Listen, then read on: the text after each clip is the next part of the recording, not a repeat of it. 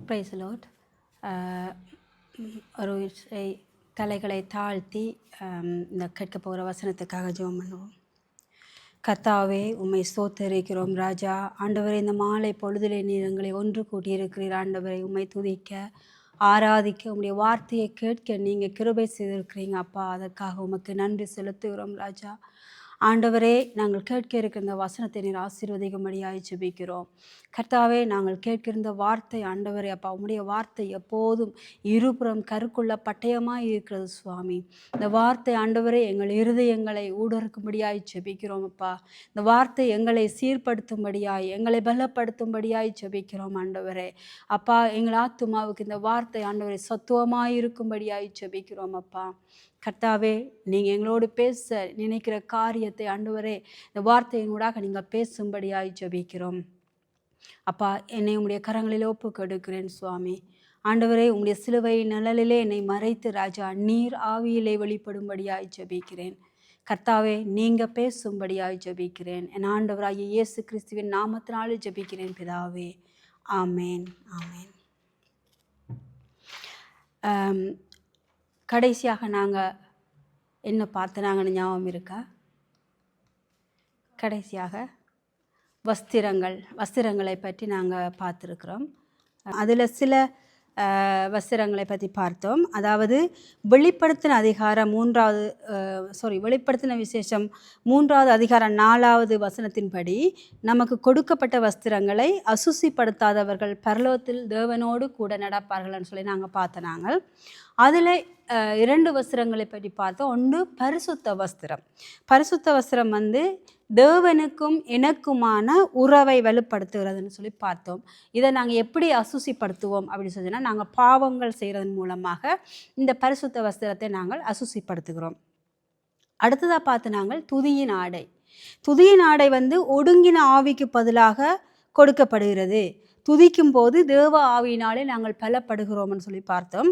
இது எனக்கும் பரிசுத்த ஆவியானவருக்குமான உறவை வலுப்படுத்துகிறதா இருக்குது. அதாவது பரிசுத்த வஸ்திரம் எனக்கும் தேவனுக்குமான உறவை வலுப்படுத்துகிறது. துதியின் ஆடை எனக்கும் பரிசுத்த ஆவியானவருக்கும் இடையிலான உறவை பலப்படுத்துகிறதா இருக்குது. ஏன் எங்களால் அந்த அதாவது துதிக்க முடியலை சொல்லி சொன்னால், அதுக்கு இருதயத்தில் கசப்பு விரோதம் இருந்தால் துதிக்க முடியாதுன்னு சொல்லி நாங்கள் பார்த்தோம். மற்றவர்களோடு இணங்கி போக முடியாதவர்களாக, சமாதானம் இல்லாதவர்களாக இருந்தால், அதாவது யாக்கோபு 3வது அதிகாரத்தின்படி அது பரலோகத்திலிருந்து கொடுக்கப்பட்ட ஞானமாயிராமல் ஜென்ம சுபாவத்துக்குரிய ஞானமாய் இருக்கிறது என்று சொல்லி பார்த்தோம் நாங்கள். எனவே கசப்பை விரோதத்தை விட்டுவிட்டு துதியின் ஆடையினாலே நமது ஆவியை பலப்படுத்த வேண்டும். இதுதான் நாங்கள் லாஸ்ட் டைம் பார்த்தது. அது தொடர்ச்சியாக பார்க்கலாம். ஏசாயா 61வது அதிகாரம் 10வது வசனம். ஏசாயா 61:10.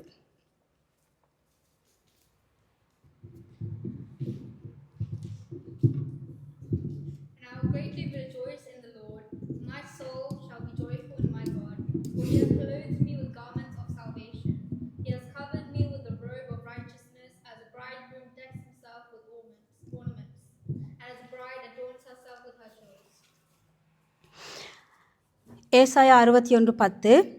கர்த்தருக்குள் பூரிப்பாய் மகிழுகிறேன், என் தேவனுக்குள் என் ஆத்துமா களிகூர்ந்திருக்கிறது. மணவாளன் ஆபரணங்களினால் தன்னை அலங்கரித்துக் கொள்கிறதற்கும் மணவாட்டி நகைகளினால் தன்னை சிங்காரித்துக் கொள்கிறதற்கும் ஒப்பாக அவர் இரட்சிப்பின் வஸ்திரங்களை எனக்கு உடுத்தி நீதியின் சால்வையை எனக்கு தரித்தார்.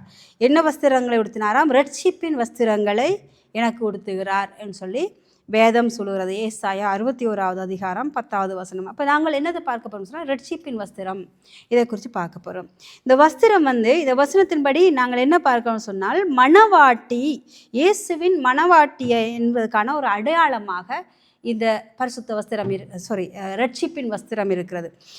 அதாவது என்னை மணவாட்டியாக, இயேசுவினுடைய மணவாட்டியாக அலங்கரிக்கிற ஒரு வஸ்திரமாக இந்த ரெட்சிப்பின் வஸ்திரம் இருக்கிறது. ஆண்டவருடைய அன்பையும் இரக்கத்தையும் வெளிப்படுத்துகிறது தான் இந்த ரட்சிப்பின் வஸ்திரம். இந்த வஸ்திரத்தை ஆண்டவர் எங்களுக்கு கொடுக்கறதுக்காக ஆண்டவர் செய்த தியாகம் மிகப்பெரிய ஒரு தியாகம். எப்படின்னு சொல்லி சொன்னால், நாங்கள் யோவான் 3வது அதிகாரத்தில் பார்ப்போம். ஆண்டவர் என்ன சொல்கிறான்னு சொன்னால், எங்கள் மேலே கொண்ட அன்பினால், எங்கள் ஒருவர் கூட கெட்டு போக கூடாதபடிக்கு எங்கள் மேலே கொண்ட அன்பினால் ஆண்டவர் என்ன செய்கிறான்றா, தன்னுடைய ஒரே பேரான குமாரனை அடிக்க கொடுக்கிறார். அதாவது மிகப்பெரிய ஒரு தியாகம். ஆண்டவர் தன்னுடைய ஒரே பேரான குமாரனை எங்களுக்காக அடிக்க கொடுத்த அந்த மிகப்பெரிய ஒரு தியாகத்தை ஆண்டவர் செய்கிறார். எதற்குன்னு சொன்னால், இந்த ரட்சிப்பின் வஸ்திரத்தை எங்களுக்கு கொடுக்கறதுக்காக. அப்போ இந்த ரட்சிப்பின் வஸ்திரம் எங்களுக்கு என்னத்தை வெளிப்படுத்துதுன்னு சொன்னால், முதலாவது இந்த ரட்சிப்பின் வஸ்திரம் நாங்கள் இயேசுனுடைய மணவாட்டி என்ற அடையாளத்தை வெளிப்படுத்துகிறது. இயேசுடைய மணவாட்டி என்று அலங்கரிக்கப்படுறதுக்காக இந்த ரட்சிப்பு எங்களுக்கு கொடுக்கப்படுகிறது, ரட்சிப்பின் வஸ்திரம் கொடுக்கப்படுகிறது. இரண்டாவதாக ஆண்டவர் எங்கள் மேல் கொண்ட அளவில்லாத அன்பை வெளிப்படுத்துகிறது இந்த ரட்சிப்பின் வஸ்திரம். அடுத்ததாக நாங்கள் பார்க்கிறோம், இயேசு எங்களுக்காக ஜீவ பலியானதை எங்களுக்கு நினைவூட்டுகிறது இந்த ரட்சிப்பின் வஸ்திரம். ஏன்னு சொன்னால், ஆண்டவர் தன்னை ஜீவ பலியாய் ஒப்பு கொடுத்ததன் மூலமாகத்தான் நாங்கள் இந்த ரட்சிப்பின் வஸ்திரத்தை பெற்றுக்கொண்டோம். அப்போஸ்தலர் 14வது அதிகாரம் 8வது வசனத்திலிருந்து 10வது வசனம் வரையும் வாசிக்கலாம். அப்போஸ்தலர் 14வது அதிகாரம் 8வது வசனத்திலிருந்து 10வது வசனம் வரை இந்த ரட்சிப்பை நாங்கள் அடைகிறதுக்கு எங்களுக்கு என்ன தேவையாயிருக்கு அப்படின்னு சொல்லி பார்க்கலாம். அப்போஸ்தலர் 14:8-10 தமிழில் நான் வாசிக்கிறேன். லீஸ்திராவிலே ஒருவன் தன் தாயின் வயிற்றிலிருந்து பிறந்தது முதல் சப்பானியாயிருந்து ஒருபோதும் நடவாமல் கால்கள் வழங்காதவனாய் உட்கார்ந்து பவுல் பேசுகிறதை கேட்டுக்கொண்டிருந்தான். அவனை பவுல் ஒற்று பார்த்து, இரட்சிப்புக்கேற்ற விசுவாசம் அவனுக்கு உண்டென்று கண்டு, நீ எழுந்து காலூன்றி நிமிர்ந்து நில் என்று உரத்த சத்தத்தோടെ சொன்னான். உடனே அவன் குதித்தெழுந்து நடந்தான்.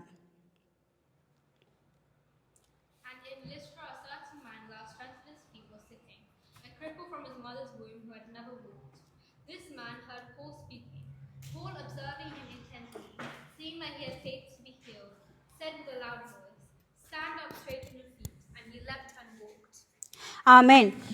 பவுல் அப்போஸ்தலர் அந்த முடவனாக இருக்கிற சப்பானியை பிறந்தது முதலே சப்பானியாக இருக்கிறவனை பார்க்கிறார். பார்க்கும்போது என்னத்தை உற்று பார்க்குறாருன்னு சொன்னால், அவன்கிட்ட அந்த விசுவாசம் இருக்கிறதை பார்க்கிறார். அவ்வளவு பேர் இருக்கும்போது அவ்வளவு பேருக்குள்ளேயும் அந்த வசனத்தை உற்று கேட்டுக்கொண்டிருந்த அந்த சப்பானியை பார்த்து தான் அவர் என்ன கண்டுபிடிக்கிறான்னு சொன்னால், இவன்கிட்ட ரட்சிப்புக்கு ஏற்றுவான விசுவாசம் இருக்கிறது என்று சொல்லி பார்க்கிறார். அதாவது ரட்சிப்புக்கு எங்களுக்கு மிக முக்கியமாக தேவையான ஒன்று விசுவாசம். விசுவாசம் உள்ளவர்களுக்குத்தான் ரட்சிப்பும் கிடைக்கிறது. இப்போ ரட்சிப்பு ஆண்டவர் பொதுவாக எல்லாருக்கும் பொதுவாகத்தான் ரட்சிப்பு, சரியா? குறிப்பிட்ட ஆட்களுக்காக மட்டும் ரட்சிப்பு இல்லை, எல்லாருக்கும் பொதுவானது தான் ரட்சிப்பு. இயேசு எல்லோருக்காகவும் தான் மரித்தார். இந்த ரட்சிப்பை ஆண்டவர் எங்களுக்கு கொடுக்கறதுக்கு, இயேசு இந்த வஸ்திரத்தை கொடுக்கறதுக்கு சிலுவையில் என்ன செய்யணுமோ எல்லாவற்றையும் செய்து முடித்தார். அதாவது எங்களுடைய பாவங்களுக்காக அவர் சிலுவையில் அடிக்கப்பட்டு அவருடைய எல்லா கஷ்டங்களையும் அனுபவித்து அதுக்கு மேலே எல்லா நிந்தனைகளையும் சகித்து கொண்டு அவருடைய கடைசி துளி ரத்தம் வரையும் கல்வாரியில் சிந்தி சிலுவையிலே மரித்தார், சரியா? அந்த வேலை ஃபினிஷ்ட். அதாவது வஸ்திரத்தை, ரட்சிப்பின் வஸ்திரத்தை எங்களுக்கு கொடுக்கறதுக்கான எல்லா வேலைப்பாடுகளையும் ஆண்டவர் செய்து முடித்தார். ஆனால் இந்த ரட்சிப்பின் வஸ்திரத்தை பெற்றுக்கொள்றதுக்கு எங்களுக்கு விசுவாசம் என்ற ஒரு காரியம் தேவையாக இருக்கிறது. அப்போ இந்த விசுவாசம் உள்ளவர்கள் அடுத்த கட்டம் என்ன செய்வார்கள்? இந்த ரட்சிப்பை பெற்றுக்கொள்றதுக்கு என்ன செய்வார்கள்? மார்க்கு 16வது அதிகாரம் 16வது வசனம் சொல்லுகிறது, விசுவாசம் உள்ளவனாகி ஞானஸ்நானம் பெற்றவன் ரட்சிக்கப்படுவான், விசுவாசியாதவனோ ஆக்கினைக்குள்ளாக தீர்க்கப்படுவான். விசுவாசம் உள்ளவன் என்ன செய்வானா? ஞானஸ்நானம் பெற்றுக்கொள்வான், சரியா? விசுவாசம் உள்ளவன் ஞானஸ்நானம் பெற்றதன் மூலமாக ரட்சிக்கப்படுகிறான். விசுவாசிக்காதவன் ஆக்கினைக்குள்ளாக தீர்க்கப்படுகிறான். இங்கிலீஷில் வாசிங்க, mark 16:16. He who believes and is baptized will be saved, but he who does not believe will be condemned. He hath believed and is baptized shall be saved. அதாவது ரட்சிப்பு எப்படி கிடைக்கிறதுன்னு சொன்னால், விசுவாசத்தின் மூலம், விசுவாசம் உள்ளவன் எவனோ அவன் ஞானஸ்நானத்தை பெற்றுக்கொள்கிறான், ஞானஸ்நானத்தின் மூலமாக ரட்சிப்பை பெற்றுக்கொள்கிறான். சரியா? இந்த ரட்சிப்பு வந்து எப்படி எங்களுக்கு கிடைக்குது அப்படின்னு சொன்னால் தேவ கிருபையினாலே கிடைக்கிறது. நாங்கள் நல்லவர்கள் என்றதுக்காக இந்த ரட்சிப்பு ஆண்டவர் கொடுக்கல, அல்லது நாங்கள் பரிசுத்தவான்கள் என்றதுக்காக இந்த ரட்சிப்பை ஆண்டவர் எங்களுக்கு கொடுக்கல. ஆண்டவர் இந்த ரட்சிப்பை எதுக்காக எங்களுக்கு கொடுக்கிறார் அப்படின்னு சொன்னால் எங்கள் மேலே கொண்ட அன்பினால, அவர் தன்னுடைய கிருபையினாலே எங்களுக்கு அந்த ரட்சிப்பை கொடுக்கிறார். சரியானே? இந்த ரட்சிப்பை எங்களை இந்த வஸ்திரத்தை இப்போ நாங்கள் என்ன பார்த்துக்கொண்டு வந்தோம்னு சொன்னால் வஸ்திரங்களை அசுசிப்படுத்தாதவர்கள் இப்படி தானே பார்த்துன்னு வர்றோம். ஆரம்பத்தில் இருந்து எங்களுக்கு என்னென்ன வஸ்திரம் கொடுக்கப்பட்டிருக்கிறது, நாங்கள் அதை எப்படி அசுசிப்படுத்துகிறோம் அப்படின்னு சொல்லி. இப்போ இந்த ரட்சிப்பு என்கிற வஸ்திரத்தை நாங்கள் எப்படி அசுசிப்படுத்துகிறோம் அப்படின்னு சொல்லி நான் முதலாவது இந்த ரட்சிப்பை நாங்கள் அலட்சியம் செய்கிறது மூலமாக அசுசிப்படுத்துகிறோம். அதாவது ஆண்டவர் எங்களுக்காக சிலுவையில் மரித்தார் என்றதை நாங்கள் விசுவாசிக்கு அதன் மூலமாக நாங்கள் ஞானஸ்நானம் பெற்றுக்கொள்வதன் மூலமாக ரட்சிப்பை பெற்றுக்கொள்கிறோம் என்றதான் வசனம் இல்லையா? ஆனால் இந்த நாங்கள் சொல்கிறோம் ஆண்டவரை நாங்கள் ஏற்றுக்கொள்கிறோம், அவர் இயேசுதான் கடவுள் என்றெல்லாம் சொல்லியும் ஆனால் அதை நாங்கள் கிரியையில் வெளிப்படுத்தலை, அந்த விசுவாசத்தின் மூலமாக நாங்கள் ஞானஸ்நானத்தை பெற்றுக்கொள்ளலை அப்படின்னு சொன்னால் அந்த ரட்சிப்பை வந்து நாங்கள் அலட்சியம் செய்கிறதாக காண்கிறோம். அதாவது லூக்கா 7வது அதிகாரம் 30வது வசனம் என்ன சொல்லுதுன்னு பார்க்கலாம். லூக்கா 7வது அதிகாரம் 30வது வசனம் தமிழில் வாசிக்கிறேன் நான். பரிசேயரும் நியாய சாஸ்திரிகளுமோ அவனாலே ஞானஸ்நானம் பெறாமல் தங்களுக்கு கேடுண்டாக தேவனுடைய ஆலோசனையை தள்ளிவிட்டார்கள். But the Pharisees and lawyers rejected the will of God for themselves, not having been baptized by him. அதாவது யோவான் ஸ்நானகன் வந்து ஞானஸ்நானம் கொடுக்கிறார் இல்லையா? இயேசுவுக்கு முன்பதாக யோவான் ஸ்நானகன் ஞானஸ்நானம் கொடுக்கிறார். அவருடைய அந்த சுவிசேஷத்தை கேட்டு விசுவாசித்து மனம் திரும்பின எல்லா மக்களும், ஆயக்காரர்கள் முதல் எல்லாரும் மனம் திரும்பி விசுவாசித்து ஞானஸ்நானம் பெற்றுக்கொள்கிறார்கள் யோவான் ஸ்நான இடத்துல. ஆனால் யார் ஞானஸ்நானம் எடுக்காமல் அதுக்கு அந்த அலட்சியம் செய்கிறாங்கன்னு சொல்லிச்சுட்டா பரிசேயரும் நியாய சாஸ்திரிகளும். ஏன் இவங்க இதை அலட்சியம் செய்கிறாங்க அப்படின்னு சொன்னா இவர்கள் என்ன நினைக்கிறாங்கன்னா நாங்கள் வேதத்தில் பெரியவர்கள், நாங்கள் எல்லாம் அறிஞ்சாக்கள், ஆண்டவரை பற்றி இன்னொருத்தர் வந்து எங்களுக்கு சொல்ல தேவையில்லை அப்படின்னு சொல்லி அவங்க நினைக்கிறாங்க. அதனால தான் இயேசு கிறிஸ்துவையும் கூட அவங்க விசுவாசிக்கலை.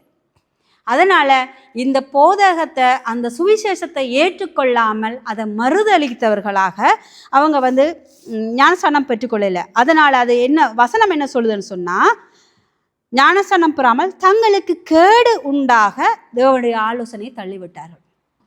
ஆண்டவருடைய ஆலோசனை இல்லையா ஞானஸ்நானம் என்றது, ஆண்டவர் கொடுக்குற ஆலோசனை.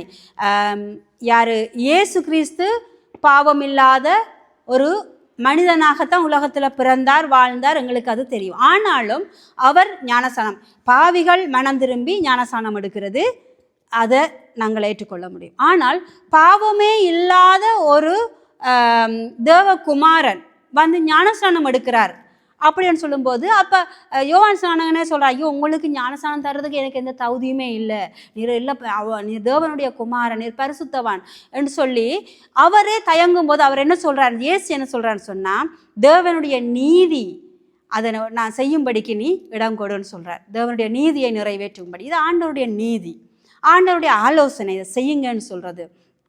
பார்த்தீங்கன்னு சொன்னால் நிறைய விஷயங்கள் பழைய ஏற்பாட்டிலையும் சரி புதிய ஏற்பாட்டிலையும் சரி ஆண்டவராக கொண்டு வராட்டியும் அதை மற்றவர்கள் கொண்டு வரும்போது ஆண்டவர் அதை சரியென்று கண்டு அங்கீகரிக்கிறவராக இருக்கிறார். அதில் தான் ஒன்று வந்து இந்த தசம பாகம் முதலாக ஆண்டவர் சொல்லலை நீங்கள் தசம பாகம் கொடுக்கணும்னு சொல்லி. ஆனால் ஆபிரகாம் முதலாக தசம பாகம் கொடுக்குறார். அப்போ ஆபிரகாம் தசம பாகம் கொடுக்கும்போது ஆண்டவர் அதை அக்செப்ட் பண்ணுறார், அதை அங்கீகரிக்கிறார். அதுக்கு பிறகு பிற்காலங்களில் தசம பாகத்தை ஆண்டவர் ஏற்றுக்கொள்கிறார். அதே போல் ஞானஸ்நானம் எடுங்கன்னு சொல்லி முதலாக ஆண்டவர் அந்த இடத்துல கொண்டு வர யோவான் ஸ்நானகன் தான் இந்த ஞானஸ்நானத்தை மனம் திரும்புவதன் ஒரு அடையாளமாக ஏற்படுத்துகிறார். ஆனால் ஆண்டவர் அதை அங்கீகரிக்கிறார். இயேசு கிறிஸ்து அது தேவனுடைய நீதின்னு சொல்லி சொல்லுகிறார். ஆமேன். ஏன்னா யோவான் ஸ்நானகன் அதை செய்கிறாருன்னு சொல்லிட்டு சொன்னால், அதாவது நன்மையான யாவும் பரத்திலிருந்து எங்களுக்கு அருளப்படுகிறது. பரத்திலிருந்து வருகிற ஆலோசனையைத்தான் யார் செய்கிறார்? யோவான் ஸ்நானகன் செய்கிறார். பரத்திலிருந்து அருளப்பட்டபடினால்தான் இயேசு தேவகுமாரன் என்றதை யோவான் ஸ்நானகன் கண்டுகொள்கிறார். தூரத்தில் வரும்போதே சொல்கிறார், இதோ எங்களுக்காக ஆட்டுக்குட்டின்னு சொல்கிறார், தேவ ஆட்டுக்குட்டின்னு சொல்கிறார். அப்போ ஆண்டவர் அதாவது ஆண்டவர் வெளிப்படுத்துகிறார். ஆண்டவர் வெளிப்படுத்துறதுனால தான் அவர்கள் வந்து அதை செய்கிறவர்களாக இருக்கிறார். அப்போ இந்த இடத்துல ரட்சிப்பை நாங்கள் அலட்சியம் செய்கிறோம் எப்படின்னு சொன்னால், ஞானஸ்நானத்தை அலட்சியம் செய்கிறதன் மூலமாக. மனம் திரும்புதல் இருக்கலாம், விசுவாசம் இருக்கலாம், ஆனால் அதனுடைய கிரியை வெளிப்படுத்துறது, அதாவது கிரியை இல்லாத விசுவாசம் செத்ததுன்னு சொல்லப்படுது வசனம். அதை கிரியையில் நாங்கள் வெளிப்படுத்தணும் அப்படின்னு சொன்னால் அது வந்து அந்த ஞானஸ்நானத்தை நாங்கள் எடுத்துக்கொள்கிறது தான். ஆகவே ஞானஸ்நானம் எடுக்காமல் நாங்கள் அலட்சியம் செய்வோமாயிருந்தால் நாங்கள் எங்களுக்கு கொடுக்கப்பட்ட ரட்சிப்பின் வஸ்திரத்தை அசூசிப்படுத்துகிறோம். அடுத்ததாக பார்ப்போம்னு சொன்னால், ஏற்கனவே ஞானஸ்நானம் எடுத்தாச்சு, ரட்சிப்பின் வஸ்திரத்தை தரிச்சாச்சு, ஆனாலும் பல தடவைகளை நாங்கள் பின்மாற்றமாய் போகிறோம். ஆண்டவரை மறுதளிக்கிறவர்களாய் அல்லது ஏதோ ஒரு காரணத்துக்காக மனம் சோர்ந்து ஆண்டவரை விட்டு விலகி போகிறவர்களாய் இருக்கிறோம்.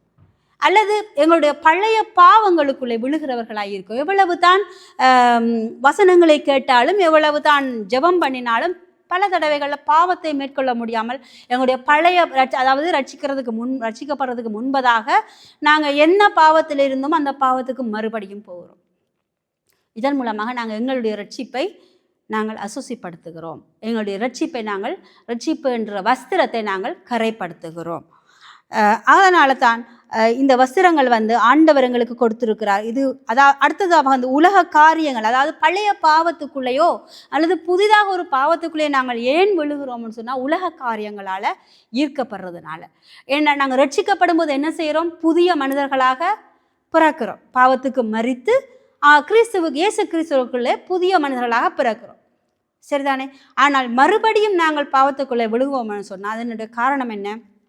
மறுபடியும் உலகத்துக்குள்ளே விழுகிறோம். உலகத்தினுடைய இச்சைகளினாலே நாங்கள் ஈர்க்கப்படுகிறோம், இழுக்கப்படுகிறோம். அந்த உலகத்தின் இச்சையை பார்த்து அதனை மயக்கம் அடைஞ்சு அதனால் ஈர்க்கப்பட்டு நாங்கள் போவோமாயிருந்தால் எங்களுக்கு கொடுக்கப்பட்ட அந்த ரட்சிப்பின் வஸ்திரத்தை நாங்கள் அசுசிப்படுத்துகிறோம். எனவே நாங்கள் எண்ணத்தில் மிக கவனமாக ரட்சிக்கப்பட்டவர்கள், அதாவது ரட்சிக்கப்படாதவர்கள் என்று சொல்கிறத விட, அதாவது ஆண்டவரை விசுவசித்து ஞானஸ்நானம் எடுக்காதவர்கள் ரட்சிப்பின் வஸ்திரத்தை பெற்றுக்கொள்வதற்கு ஞானஸ்நானம் எடுக்க வேண்டும். ஞானஸ்நானம் எடுத்தவர்கள் மிக கவனமாக விழிப்போடு இருக்க வேணும். நாங்கள் மறுபடியும் உலக காரியங்களுக்குள்ளே விழுந்து போகாதபடிக்கு, மறுபடியும் உலகத்தின் காரியங்கள் எங்களை ஈர்க்காதபடிக்கு. அது எங்களுக்கு வெளியில் பார்க்கும்போது அது பாவமாக தெரியாது, பாவமே இல்லாமல் கூட இருக்கலாம் சில விஷயங்கள், ஆனால் அது ரொம்ப எங்களை ஈர்க்கும். அப்போ ஈர்க்கும் போது நாங்கள் என்ன செய்வோம்னு சொன்னால் எங்களுடைய பாதை வந்து டைவர்ட் ஆகும். இப்போ நான் உதாரணத்துக்கு சொல்கிறேன், சின்ன விஷயம்தான், ஆனால் கொஞ்சம் டேர்ன் பண்ணாலும் அதை எப்படி சொல்கிறேன்னு சொன்னால், ஒரு இலக்கு இருக்குது, சரியா? எத்தனை பேருக்கு அம்பு எய்கிறது அல்லது துப்பாக்கி சுடுறது எப்படின்னு தெரியும்? அம்பு எய்கிறது, ரைட். அது வந்து நம்ம என்ன செய்கிறோம்னு சொன்னால், நாங்கள் ஒரு பக்கம் எய்ம் பார்க்குறோன்னு வைங்களேன், நேரடியாக இப்படி ஒரு சாய்வான இதுக்கு தான் போகும் அம்பு, சரியா? ஒரு துப்பாக்கிலேருந்து குண்டு போகும்போதும் அது வந்து ஒரு வளைவான இதில் தான் போகும். அதில் ஒரு சின்னதாக நீங்கள் டேர்ன் பண்ணால் கூட அது நிறைய தூரத்துக்கு வெளியில் போகும், டார்கெட்டில் அடிக்காது, சரிதானே? அது பெரிய வித்தியாசம் தேவையில்லை, ஒரு சின்ன வித்தியாசம் இருந்தால் போதும். நாங்கள் அந்த எய்ம் பார்க்குறதுல ஒரு சின்ன வித்தியாசம் இருந்தால் கூட பாருங்கள், இப்படி கோணருக்கு போகும். அப்போ டார்கெட் அங்கே இருக்கும், இங்கேருந்து நாங்கள் லைட்டாக திருப்பினா கூட இப்படி போய் அது வந்து டார்கெட்டை தாண்டி போயிடும். அப்போ எங்களுடைய டார்கெட் என்ன? கிறிஸ்துவனுடைய டார்கெட் என்ன? இயேசு கிறிஸ்துவனுடைய அந்த வழியில் போய் பரலோகத்தை அடைகிறது தான் எங்களுடைய டார்கெட், இல்லையா? ஏண்டா நான் முதல் கடைசி இதுலேயும் நான் சொன்னேன், நான் எல்லா கிறிஸ்துவனுடைய கடைசி இலக்கு என்ன? எட்டர்னல் லைஃப், அதாவது ஆண்டவரோடு கூட பரலோகத்தில் வாழ்கிறதான நித்திய ஜீவியம். இதுதான் எங்களுடைய இலக்கு, இல்லையா? இதில் இருந்து நாங்கள் உலகத்துக்கு ஒரு கொஞ்சம் தலை சாய்ப்பமாக இருந்தால் கூட எங்களுடைய பாதை மாறி போயிடும். அது எங்கே போண்டே விடுதுமெண்டா, எங்கேயோ ஒரு இடத்துல பாவத்தில் கொண்டு விழுத்தோம். அப்போ நாங்கள் என்ன செய்கிறோம், இந்த சின்னதாக நாங்கள் உலகத்தால் ஈர்க்கப்படுற விஷயத்துக்கு கூட மிக கவனமாக இருக்க வேணும். சின்ன சின்ன விஷயங்கள், சின்ன சின்ன என்ஜாய்மெண்ட், இதில் எல்லாமே மிக கவனமாக இருக்க வேண்டும். எங்களுடைய ரட்சிப்பின் வஸ்திரத்தை இழந்து போகக்கூடாது. ஆமென். எங்களுடைய ரட்சிப்பின் வஸ்திரத்தை கரைப்படுத்த கூடாது. அடுத்ததாக பார்க்குறோம், இது நாங்கள் கடைசியாக பார்க்கக்கூடிய இல்லை 5 வஸ்திரங்கள்னு சொல்லி சொன்னால் இது 4வது வஸ்திரம். முதலாவது வஸ்திரம் என்ன பார்த்தோம், பரிசுத்த வஸ்திரம். 2வது துதியின் ஆடை. முதலாவது வஸ்திரம் எங்களுக்கும் தேவனுக்குமான உறவை பலப்படுத்துகிறது, பரிசுத்த வஸ்திரம். 2வது துதியின் ஆடை எங்களுக்கும் பரிசுத்த ஆவியானவருக்குமான உறவை வலுப்படுத்துகிறது. 3வதாக இந்த ரட்சிப்பின் வஸ்திரம் எங்களுக்கும் இயேசுவுக்கும் இடையிலான உறவை வலுப்படுத்துகிறது. என்றால் ரட்சிப்பை எங்களுக்கு கொடுத்தவர் யாரு, இயேசு சிலுவையிலே. அப்போ நான் கிறிஸ்துவை தரித்து கொள்ளுதல் என்றது ரட்சிப்பின் வஸ்திரத்தை தரித்து கொள்ளுதல். கிறிஸ்துவை தரித்து கொள்ளும்போது என்ன நடக்குது, எங்களுக்கும் ஆண்டவருக்கு இயேசுக்குமான உறவு இன்னும் அதிகமாக வலுப்படுது. ஏற்கனவே எங்களுக்கு இயேசுவை தெரியும், இயேசு எங்களுக்காக சாக்ரிஃபைஸ் பண்ணினவர்ன்றது தெரியும். அது எப்போ விசுவாசித்து, எப்போ ஞானஸ்நானம் எடுத்து, எப்போ மனம் திரும்பி, எப்போ ஞானஸ்நானம் எடுக்கிறோமோ அன்றைக்கு நாங்கள் இயேசுக்கும் எங்களுக்குமான உறவு வலுப்படுகிறது இல்லையா. நாங்கள் இயேசு கிறிஸ்துனுடைய தேவனுடைய புத்திரர்களாக்கப்படுகிறோம். ஆனால் அதன் மூலமாக எங்களுக்கும் இயேசுவுக்கும் இடையிலான உறவு வலுப்படுத்தப்படுகிறது. இப்போ அடுத்ததாக பார்ப்போம், நீதியின் வஸ்திரம். நீதியின் வஸ்திரம். இப்போ இந்த வஸ்திரத்தை நான் வித்தியாசமாக பார்க்குறேன். எப்படின்னு சொல்லி சொன்னால், ஏசாயா 59வது அதிகாரம் 17வது வசனம். ஏசாயா 59வது வசனம் 17வது வசனம். For he put on a righteousness as a breastplate, and a helmet of salvation on his head. He put a garment of vengeance for clothing, and was clad with zeal as a cloak. தமிழில் வாசிக்கிறேன். ஏசாயா 59:17. அவர் நீதியை மார்க்கவசமாக அணிந்து இரட்சிப்பெனும் சீராவை தமது சிரசில் தரித்து நீதி சரிக்கட்டுதல் என்னும் வஸ்திரங்களை உடுப்பாக உடுத்து வைராக்கியத்தை சால்வையாக போர்த்து கொண்டார். நீதி சரிக்கட்டுதல் என்னும் வஸ்திரங்களை உடுப்பாக தரித்து. யார் இந்த வஸ்திரத்தை தரிச்சிருக்கிறார்? இதுவரைக்கும் நான் பார்த்தது இந்த வஸ்திரங்களை நாங்கள் தரித்திருக்கிறதாக பார்க்கிறோம். இந்த வசனம் ஆண்டவர் தரித்திருக்கிறார். நீதி, அதாவது எங்களுக்கான நீதியை சரி கட்டுறதுக்கான இந்த வஸ்திரங்களை ஆண்டவர் தரித்திருக்கிறார். நீதிக்கு சரித்திர வஸ்திரங்களை உடுப்பாக உடுத்து வைராக்கியத்தை சால்வையாக போட்டுக்கொண்டார். சரியா? வஸ்திரம் யார்கிட்ட இருக்கு? ஆண்டவர்கிட்ட இருக்கு. ஆனால் இந்த வசனம் என்ன சொல்லுதுன்னா, அடுத்து நான் சொல்ல போகிற வசனம் என்ன சொல்லுதுன்னா, ஏசாயா 61வது அதிகாரம் 10வது வசனம். ஏசாயா 61:10. கர்த்தருக்குள் பூரிப்பாய் மகிழுகிறேன், என் தேவனுக்குள் என் ஆத்துமா களி கூர்ந்திருக்கிறது. மணவாளன் ஆபரணங்களினால் தன்னை அலங்கரித்துக் கொள்ளுகிறதுக்கும் மணவாட்டி நகைகளினால் தன்னை சிங்காரித்துக் கொள்ளுகிறதுக்கும் ஒப்பாக அவர் ரட்சிப்பின் வஸ்திரங்களை எனக்கு உடுத்தி நீதியின் சால்வையை எனக்கு தரித்தார். I will greatly rejoice in the Lord.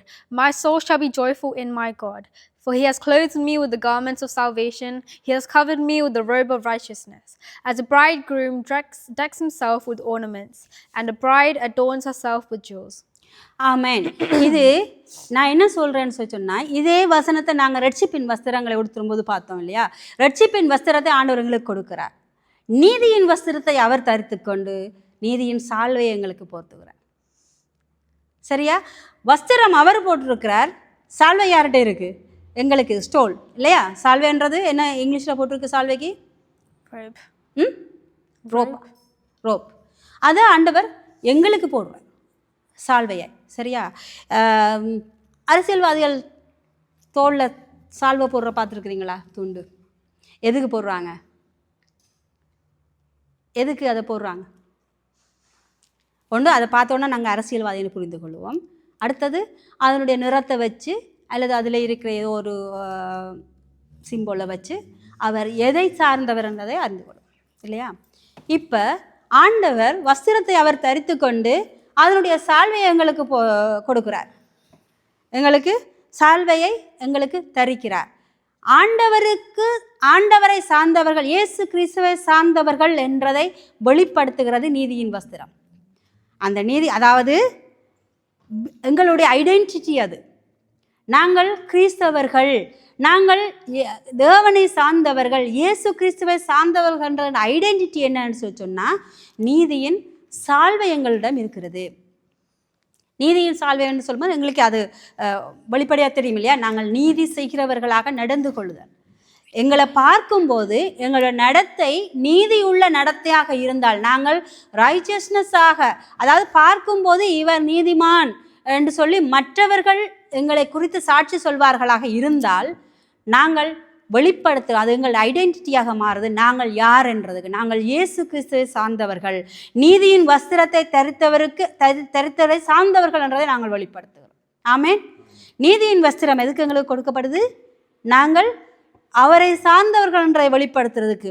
ஆகவே தகப்பனை போல பிள்ளைகள் நடக்க வேண்டும் இல்லையா?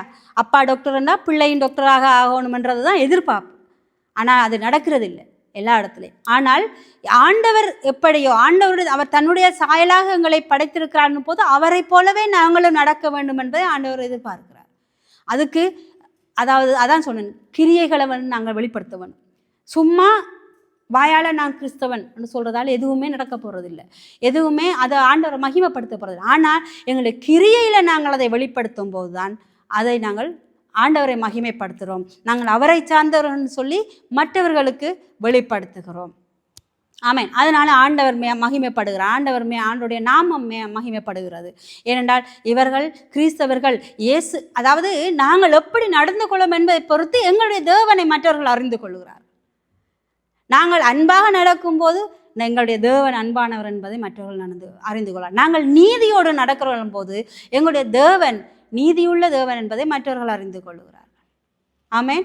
அப்போ அதாவது நாங்கள் தானியேலுடைய இதிலே கூட நாங்கள் பார்ப்போம், நேபுகாத்நேச்சர் சொல்லுவார் என்ன, தானியேலின் தேவன் தான் பெரிய தேவன். எப்படி சொல்கிறான்னு சொன்னால் தானியேலுடைய நடத்தையை பார்த்து, தானியேலுடைய இருந்த விசுவாசத்தை பார்த்து, தானியேல் அவங்க அரச இதுக்கு அந்த அரச கருமத்தில் அவர் எப்படி நடந்து கொண்டார் இதெல்லாம் அவர்களுக்கு சாட்சி. தானியேல் ஜபிக்கிறவனாக இருந்தான். இதெல்லாம் பார்த்து தானியேலுடைய தேவன் என்று சொல்லி ஆண்டவர் நேபுகாத்நேச்சர் சொல்றார். அதே போல நாங்கள் எங்களுடைய நடத்தையின் மூலமாகத்தான் எங்களுடைய தேவனை நாங்கள் பிரதிபலிக்கிறோம். எங்களுடைய தேவன் எப்படிப்பட்டவர், எங்களுடைய தேவன் எவ்வளவு அன்பானவர், எங்களுடைய தேவன் எவ்வளவு நீதி உள்ளவர் என்பதை நாங்கள் வெளிப்படுத்துகிறோம். ஆகவே நாங்கள் நிச்சயமாக வெளியில் இருக்கிறவர்களுக்கு நாங்கள் எப்படி நீதி உள்ளவர்களாக நடக்க வேணுமோ அதே போல் சபைக்குள்ளேயும் நாங்கள் நீதி உள்ளவர்களாக நடக்க வேண்டும். எங்களுடைய ஒவ்வொரு செயற்பாட்டிலையும் எங்களுடைய நீதியான நடத்தையை நாங்கள் வெளிப்படுத்த வேணும். அதன் மூலமாக இல்லை அதை செய்யலைன்னு சொன்னால் எங்கே நாங்கள் நீதி பிறழ்வாய் நடக்கிறோமோ அந்த இடத்தில் நாங்கள் எங்களுக்கு கொடுக்கப்பட்ட அந்த வஸ்திரத்தை நாங்கள் அசுசிப்படுத்துகிறோம், கரைப்படுத்துகிறோம். அந்த வஸ்திரத்தை நாங்கள் இழந்து போகிறோம். யோசிச்சு பாருங்கள், ஒரு ட்ரெஸ்ஸு, அழகான ட்ரெஸ் இருக்குது, அது இந்த ஸ்டோலை நம்ம அழகாக அசிங்கப்படுத்திட்டா எப்படி இருக்கும், அதை கரைப்படுத்தினா எப்படி இருக்கும், அதை திரும்ப நான் யூஸ் பண்ண முடியாது இல்லையா? அப்போ ஆண்டவர் என்ன எதிர்பார்க்குறான்னு சொன்னால் நாங்கள் நீதியுள்ள நடத்தையுள்ளவர்களாக இருக்க வேண்டும். நீதி பிறழ்வாக நடக்கக்கூடாது. சபைகளாக இருந்தாலும் சரி, வெளியில் இருந்தாலும் சரி, ஆண்டவரை பிரதிபலிக்கிறவர்களாக, அவருடைய பிரதிநிதிகளாக நாங்கள் எங்களை மாற்றிக்கொள்ள வேண்டும், வெளிப்படுத்த வேண்டும். எங்களுடைய கிரிகையில் நாங்கள் காட்டிக்கொள்ள வேண்டும். ரோமர் 5வது அதிகாரம் 7வது 9வது வசனம் சொல்லுகிறது. நான் தமிழில் வாசிக்கிறேன். ரோமர் 5வது அதிகாரம் 7வது வசனத்திலிருந்து 9வது வசனம் சொல்லுகிறது. நீதிமானுக்காக ஒருவன் மரிக்கிறது அரிது, நல்லவனுக்காக ஒருவேளை ஒருவன் மரிக்க துணிவான். நாம் பாவிகளாயிருக்கையில் கிறிஸ்து நமக்காக மரித்ததினாலே தேவன் நம்மேல் வைத்த தமது அன்பை விளங்க பண்ணுகிறார். இப்படி நாம் அவருடைய இரத்தத்தினாலே நீதிமான்களுக்கு ஆக்கப்பட்டிருக்க கோபாக்கினைக்கு நீங்களாக அவராலே நாம் ரட்சிக்கப்படுவது அதிக நிச்சயமாமே. நாங்கள் எப்படி நீதிமான்களாக்கப்பட்டோம் அப்படின்னு சொன்னால் ஆண்டவருடைய இரத்தத்தினாலே நாங்கள் நீதிமான்களாக்கப்பட்டோம். அதாவது நல்லவர்களுக்காக ஒருவேளை யாராவது நான் உயிரை கொடுக்குறேன்னு சொல்லி வரலாம், சரியா? நல்ல ஒரு நண்பனுக்காக நாங்கள் ஒருவேளை உயிரை கொடுக்கறதுக்கு ரெடியாக இருப்போம். ஆனால் ஆண்டவர் நாங்கள் எப்படியான சூழ்நிலையில் இருக்கும்போது எங்களுக்காக உயிரை கொடுத்தார்ன்றதை நாங்கள் யோசிக்க வேண்டும். எங்களுக்கும் ஆண்டவருக்கும் ஒப்பிட்டு பார்த்தா அது எவ்வளவோ தூரம். இல்லையா? ஆண்டவர் எங்கேயோ இருப்பார் பரிசுத்தத்தில், நாங்கள் எங்கேயோ இருப்போம். ஆண்டவர் பரிசுத்தத்துக்கு நாங்கள் எந்த இடத்துலையும் ஒரு துளி கூட நாங்கள் தகுதி இல்லாதவர்களாகத்தான் நாங்கள் இருந்திருக்கிறோம். பரிசுத்தவான்கள் என்று ஆண்டவர் தான் சொல்கிறார் எங்களை. ஏனால் அவர் தன்னுடைய இரத்தத்தினாலே எங்களை கழுவி நீதிமான்கள் ஆக்கினார். அதுக்காக எங்களை நீதிமான் ஆக்கிறதுக்காக அவர் தன்னுடைய இரத்தத்தை சிந்தினார். அதனால் நம்ம என்ன நினைக்கணும்னு சொன்னால் அதுக்கு நாங்கள் நன்றியுள்ளவர்களாக இருக்கணும். அந்த இரத்தத்தினால எங்களை நீதிமான் என்று சொன்ன அந்த தகுதி ஆண்டவர்களுக்கு கொடுத்ததுக்காக நாங்கள் நன்றி உள்ளவர்களாக இருக்க வேணும்னு சொன்னால் அந்த நீதியை நடப்பிக்கிறவர்களாக, அந்த நீதியை செயற்படுத்துகிறவர்களாக நாங்கள் வாழ வேண்டும். ஆமேன். அடுத்ததாக கடைசியாக நாங்கள் பார்க்க போகிறோம். அதாவது இந்த வசனத்தை நாங்கள் இப்போ முதலாவதாக பார்த்ததோடு சேர்த்து நாங்கள் கனெக்ட் பண்ணி பார்க்கலாம். அதாவது வெளிப்படுத்தல் 3வது அதிகாரம் 5வது வசனம். யாராவது எடுத்தவர்கள் வாசிங்க. வெளிப்படுத்தல் 3வது அதிகாரம் 5வது வசனம். He who overcomes shall be clothed in white garments, and I will not blot out his name from the book of life, but I will confess his name before my Father and before his angels. தமிழ்ல வாசிங்க. ஜெயம் கொள்கிறவன் அவனுக்கென் வஸ்திரம் தரிக்கப்படும். ஜீவ புத்தகத்திலிருந்து அவனுடைய நாமத்தை நான் கிறுக்கிட போடாமல் என் பிதா முன்பாகவும் அவருடைய தூதர் முன்பாகவும் அவன் நாமத்தை அறிக்கையிடுவேன். ஆமேன். என்ன வஸ்திரம் தரிக்கப்படுமாம்? பெண் வஸ்திரம் தரிக்கப்படும். ஜெயம் கொள்ளுகிறவனவனோ அவனுக்கு பெண் வஸ்திரம் தரிக்கப்படும். இப்போ நாங்கள் பார்க்கிறது பெண் வஸ்திரம். சரியா? முதலாவது நாங்கள் அங்கே, அதாவது முதலாக நாங்கள் எதை அடிப்படையாக கொண்டு பார்த்தோம்னு சொன்னால் வெளிப்படுத்தின அதிகாரம் 3வது வெளிப்படுத்தின விசேஷம் 3வது அதிகாரத்தில் தான் பார்த்து நாங்கள் வெண் வஸ்திரம் தரித்தவர்கள் தேவனோடு கூட நடப்பார்கள் இல்லையா? அதாவது வஸ்திரங்களை அசுசிப்படுத்தாதவர்கள் வெண் வஸ்திரம் தரித்து கொண்டு தேவனோடு நடப்பார்கள். இப்போ நாங்கள் பார்க்க இந்த வெண் வஸ்திரம் தரிக்கப்படுகிறவர்கள் யாருன்னு சொன்னால் ஜெயம் கொண்டவர்கள். ஆமேன். 1 யோவான் 5வது அதிகாரம் 4வது வசனம் சொல்லுகிறது, தேவனால் பிறப்பதெல்லாம் உலகத்தை ஜெயிக்கும், நம்முடைய விசுவாசமே உலகத்தை ஜெயிக்கிற ஜெயம். இது மறுபடியும் விசுவாசம் வருது. எங்களோட விசுவாசம் தான் என்னது? உலகத்தை ஜெயிக்கிற ஜெயமாமா. சரியா? தேவனாலே பிறக்கிறதெல்லாம் உலகத்தை ஜெயிக்கும். நாங்கள் பாவத்துக்கு மரித்து இயேசுவுக்குள்ளே பிறக்கிறோம் இல்லையா? கிறிஸ்துவுக்குள்ளே பிறக்கிறோம். அப்போ நாங்கள் யாராலே பிறந்தவர்கள்? அதுக்கு பிறகு தேவனாலே பிறந்தவர்கள் இல்லையா? நாங்கள் தேவனாலே பிறந்தவர்களாக இருந்தால் உலகத்தை ஜெயிக்கிறவர்களாக இருக்க வேண்டும். அது ஒரு வெளிப்பாடு. இப்போ நம்ம அதாவது பாவத்துக்கு மரித்தவர்கள் நாங்கள் என்பதையும் கிறிஸ்து இயேசுவுக்குள்ளே நாங்கள் பிறந்தவர்கள் என்பதையும் எது வெளிப்படுத்தணும்னு சொன்னால் நாங்கள் உலகத்தை ஜெயித்தவர்களாக இருக்க வேண்டும். உலகத்தை ஜெயிக்கிறது எப்படி? நம்முடைய விசுவாசத்தினாலே.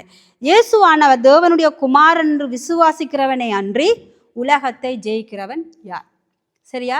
இப்போ அதை நீங்கள் அக்செப்ட் பண்ணுறீங்களா? இயேசுவாலே, அதாவது பாவத்துக்கு மரித்து கிறிஸ்துக்குள் பிறக்கிறது எது? ஞானஸ்நானம். ஞானஸ்நானம் எவர் எடுப்பார்? தேவனுடைய குமாரன் என்று ஏற்றுக்கொள்கிறவர்கள் தான் ஞானஸ்நானம் எடுப்பார்கள் இல்லையா? அப்போ இயேசு தேவனென்று ஏற்றுக்கொண்டு மனம் திரும்பி விசுவாசித்து மனம் திரும்பி ஞானஸ்நானம் எடுக்கிறவர்கள் உலகத்தை ஜெயிப்பார்கள். சரியா? உலகத்தை ஜெயிக்கிறவர்களுக்கு வெண் வஸ்திரம் தரிக்கப்படும். இந்த வெண் வஸ்திரம் தரித்த, அதாவது உலகத்தை ஜெயிக்கிற, அதாவது இயேசு கிறிஸ்துவை, திரும்ப சொல்கிறேன், இயேசு கிறிஸ்துவை ஏற்றுக்கொண்டவர்கள் மனம் திரும்பி ஞானஸ்நானம் எடுப்பார்கள். இயேசு கிறிஸ்துவை ஏற்றுக்கொண்டவர்கள் விசுவாசிப்பார்கள். விசுவாசித்தவர்கள் மனம் திரும்பி ஞானஸ்நானம் எடுப்பார்கள். மனம் திரும்பி ஞானஸ்நானம் எடுத்தவர்கள் என்ன செய்வார்கள்னு சொன்னால் உலகத்தை ஜெயிக்கிறவர்களாக இருப்பார்கள். ஏன்னா இயேசு கிறிஸ்துக்குள்ளே பிறந்தவர்கள். உலகத்தை ஜெயிக்கிறவர்கள் என்ன செய்வார்கள் என்று சொன்னால் அதில் இருந்து வர்ற எல்லா ப்ரெஷரையும் தாங்கி கொள்ளக்கூடியவர்களாக இருப்பார்கள். அதாவது உலகத்தை ஜெயித்துட்டாங்க, அவ்வளோதான், ஜெயித்துட்டாங்க. உலகத்தை ஜெயித்தவர்கள் என்ன செய்வார்கள்? அவர்களுக்கு கொடுக்கப்பட்ட வஸ்திரங்களை அசுசிப்படுத்த மாட்டார்கள், கரைப்படுத்த மாட்டார்கள், பாதுகாத்து கொள்ளுவார்கள். இப்படி வஸ்திரங்களை பாதுகாத்தவர்கள் வெண் வஸ்திரம் தரித்து தேவனோடு நடப்பார்கள்.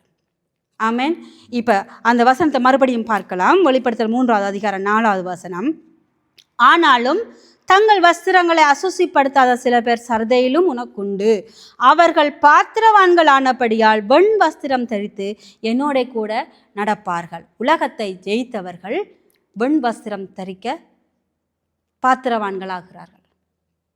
அவர்கள் பாத்திரவான்கள் ஆனபடினால வெண் வஸ்திரம் தரித்து தேவனோடு கூட நடப்பார்கள். ஆகவே இன்னும் கொடுக்கப்பட்ட எல்லா வஸ்திரமும் எங்களுக்கு மிகவும் முக்கியமானது.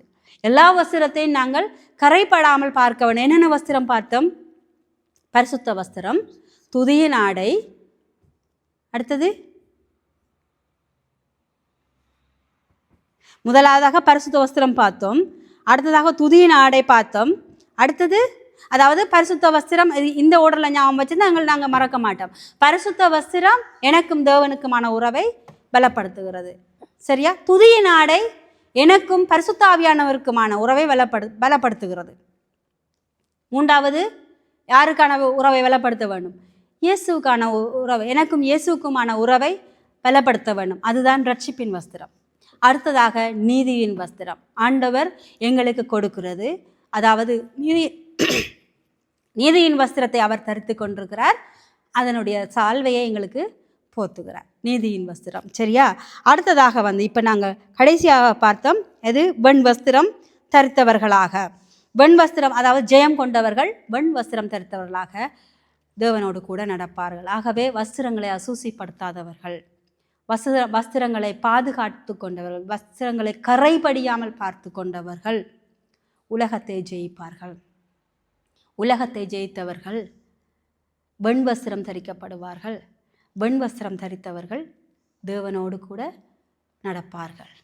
இதுதான் ஆண்டவர் எங்களுக்கு சொல்லுகிற செய்தி. ஆகவே வெண் வஸ்திரம் தரித்து, அதாவது ஒரு கிறிஸ்தவனுடைய அடிப்படை நோக்கம், அடிப்படை எதிர்பார்ப்பு என்னன்னு சொன்னால் நித்திய வாழ்வு, தேவனோடு கூடின நித்திய வாழ்வு, எட்டர்னல் லைஃப். இந்த நித்திய வாழ்வுக்குள்ளே நாங்கள் பிரவேசிக்க தகுதியுடையவர்களாக வெண்வஸ்திரம் தரித்தவர்களாக தேவனோடு பரலோகத்தில் இருக்கிறது எங்களோட நோக்கமாக இருந்தால் நாங்கள் ஆண்டவர் கொடுத்த இந்த வஸ்திரங்களை அசுசிப்படுத்துபவர்களாக, கரைபடியாதவர்களாக பார்த்து கொள்ள வேண்டும். உலகத்தை ஜெயிக்கிறவர்களாக, பாவத்தை மேற்கொள்ளுகிறவர்களாக, நீதியை நடப்பிக்கிறவர்களாக நாங்கள் வாழ வேண்டும்.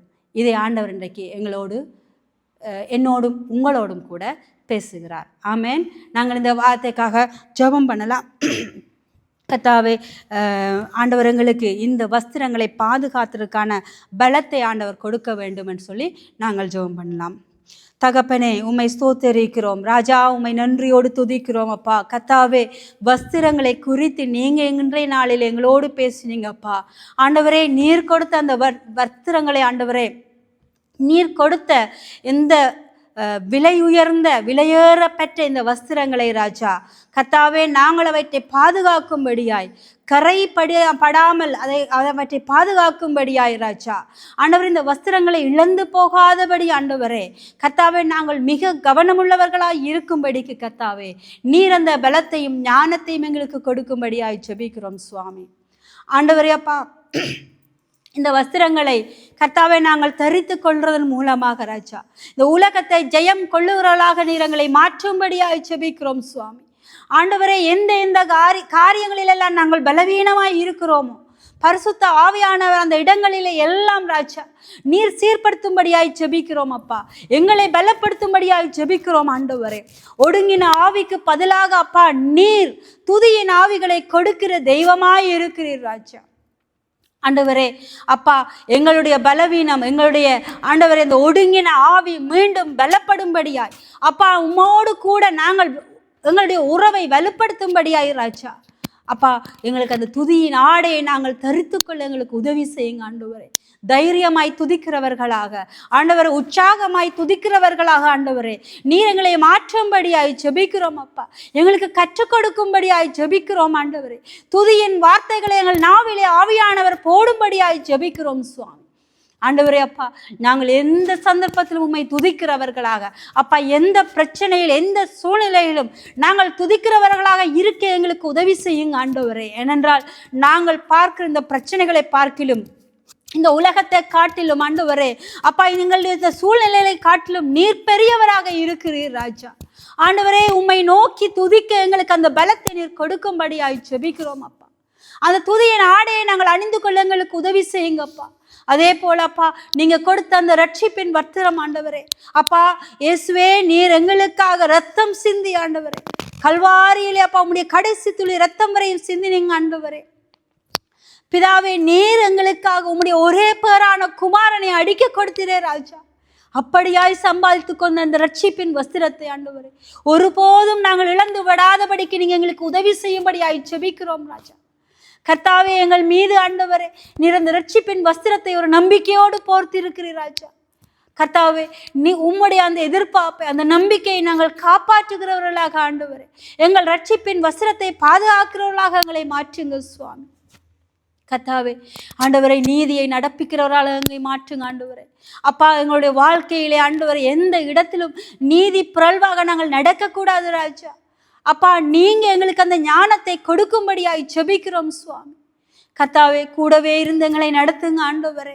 அப்பா, நாங்கள் உம்மோடு கூட நடக்கிறவராக ஆண்டவரே, பரலோகத்திலே உம்மோடு கூட உம்முடைய வருகையின் போது எடுத்துக்கொள்ளப்படும்படியாய் ஆண்டவரே, பரலோகத்திலே உம்மோடு கூட ஆண்டவரே வன் வஸ்திரம் தரித்து நடக்கும்படியாய் ராஜா நீங்க எங்களுக்கு உதவி செய்யும்படியாய் ஜெபிக்கிறோம். கர்த்தாவே, நீர் எங்களை நடத்தும்படியாய் ஜெபிக்கிறோம் ஆண்டவரே. ஆவியானவர் எங்களை ஆளுகை செய்யும்படியாய் ஜெபிக்கிறோம் சுவாமி. கர்த்தாவே, நீர் எங்களை நம்பி எங்களுக்கு கொடுத்த இந்த ஒவ்வொரு வஸ்திரங்களையும் ராஜா கரைபடியாமல் பாதுகாத்து கொள்ள எங்களுக்கு உதவி செய்யுங்க. எங்களை பலப்படுத்துங்க, எங்களை சீர்படுத்துங்க, ஸ்திரப்படுத்துங்க, எங்களை நடத்துங்க ராஜா. எங்களை முற்று முழுதாய் உம்முடைய கரங்களை ஒப்பு கொடுக்கிறோம். உம்மை உயர்த்தி எங்களை தாழ்த்துகிறோம். என் ஆண்டவராகிய இயேசு கிறிஸ்துவின் நாமத்தாலே ஜெபிக்கிறோம் பிதாவே. ஆமேன், ஆமேன், ஆமேன். எல்லோரும் சேர்ந்து சொல்லுவோம். என் ஆத்துமாவே கர்த்தரை ஸ்தோத்தரி, என் முழு உள்ளமே அவருடைய பரிசுத்த நாமத்தை ஸ்தோத்தரி. என் ஆத்துமாவே கர்த்தரை ஸ்தோத்தரி, கர்த்தர் செய்த சகல உபகாரங்களையும் மறவாதே. ஆமேன்.